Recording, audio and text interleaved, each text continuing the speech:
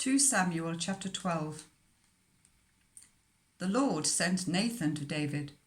When he came to him, he said, "There were two men in a certain town, one rich and the other poor. The rich man had a very large number of sheep and cattle, but the poor man had nothing except one little ewe lamb that he had bought. He raised it, and it grew up with him and his children.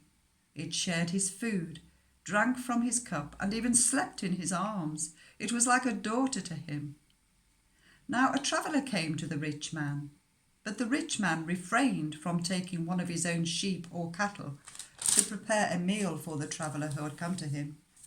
Instead, he took the ewe lamb that belonged to the poor man and prepared it for the one who had come to him.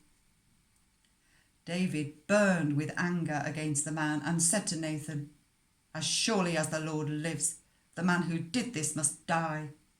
He must pay for that lamb 4 times over, because he did such a thing and had no pity."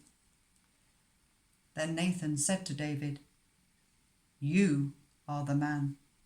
This is what the Lord, the God of Israel, says. I anointed you king over Israel, and I delivered you from the hand of Saul. I gave your master's house to you and your master's wives into your arms. I gave you the house of Israel and Judah. And if all this had been too little, I would have given you even more.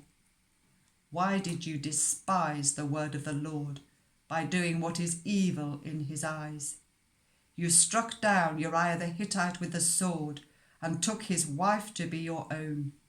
You killed him with the sword of the Ammonites. Now, therefore, the sword shall never depart from your house, because you despised me and took the wife of Uriah the Hittite to be your own. This is what the Lord says. Out of your own household I am going to bring calamity on you. Before your very eyes I will take your wives and give them to the one who is close to you, and he will sleep with your wives in broad daylight. You did it in secret, but I will do this thing in broad daylight before all Israel." Then David said to Nathan, "I have sinned against the Lord." Nathan replied, "The Lord has taken away your sin. You are not going to die.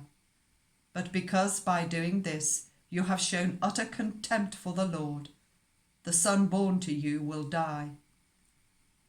After Nathan had gone home, the Lord struck the child that Uriah's wife had borne to David, and he became ill. David pleaded with God for the child. He fasted and spent the nights lying in sackcloth on the ground. The elders of his household stood beside him to get him up from the ground, but he refused, and he would not eat any food with them. On the 7th day, the child died. David's attendants were afraid to tell him that the child was dead, for they thought, "Whilst the child was still living, he wouldn't listen to us when we spoke to him. How can we now tell him the child is dead? He may do something desperate." David noticed that his attendants were whispering among themselves, and he realized that the child was dead. "Is the child dead?" he asked. "Yes," they replied, "he is dead." Then David got up from the ground.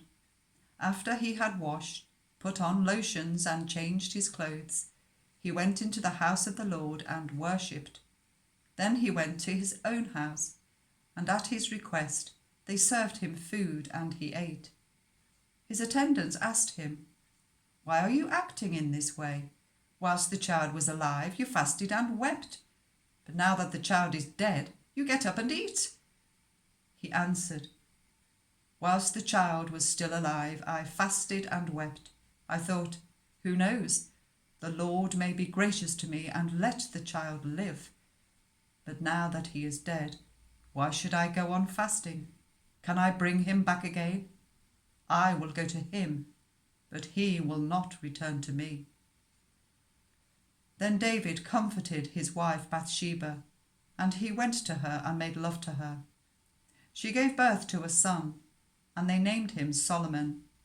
The Lord loved him, And because the Lord loved him, he sent word through Nathan the prophet to name him Jedidiah.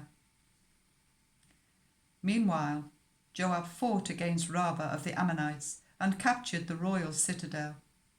Joab then sent messengers to David, saying, I have fought against Rabbah and taken its water supply. Now muster the rest of the troops and besiege the city and capture it. Otherwise I shall take the city, and it will be named after me. So David mustered the entire army and went to Rabbah and attacked and captured it.